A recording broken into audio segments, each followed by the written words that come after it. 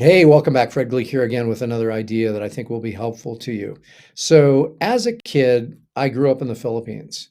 And from about the age, I think I started when I was 6.5 or 7, my dad got me started as a golfer.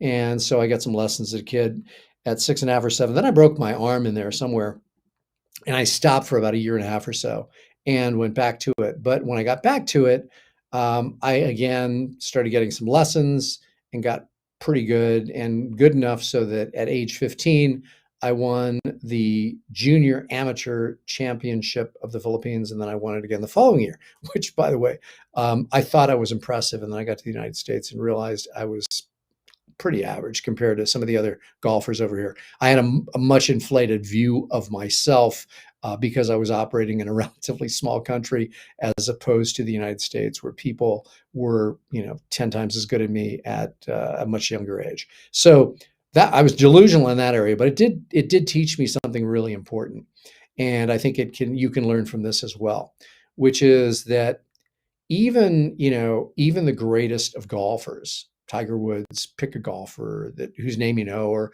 pick someone in any sport that you know. Virtually, I don't think there is. Well, maybe there is one, but I'm not aware of one of a high performing athlete in any sport that doesn't have a coach. So the idea of not having a coach is virtually unheard of, even at the top levels of performance in every endeavor, every sports endeavor, potentially every business endeavor as well. I mean, Tony Robbins is now, I think he has a coaching deal where for $1 million, he has up to 10 people a year that he coaches kind of one-on-one.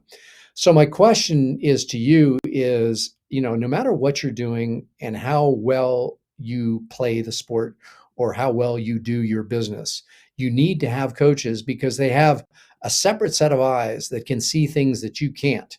And I would encourage you now, I I am very careful in my programs as to who I select to work with when I'm a coach. And I suggest that you do the same as well. I'm in a coaching program where I'm coached by a guy named Ollie Bilson, and he's got this program called Next Level Scale.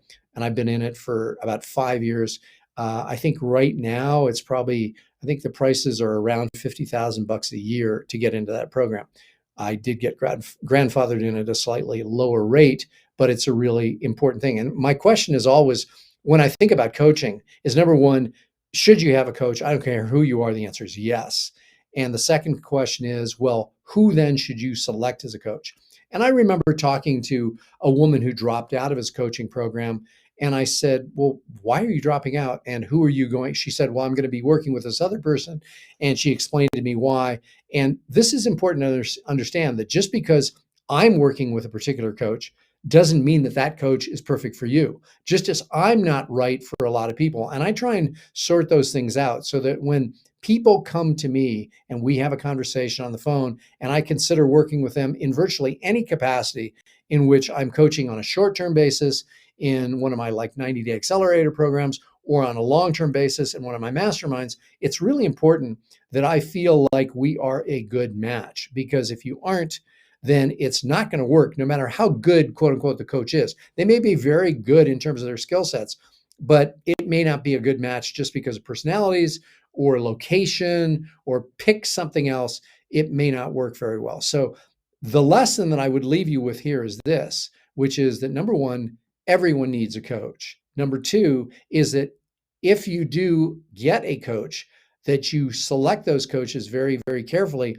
and it is based on a number of different factors. So when I initially, one of the ways that I selected my particular coach is I looked at what the results he had achieved in his own business. I remember going all the way over to his place. He's based in the UK, in Stafford, England.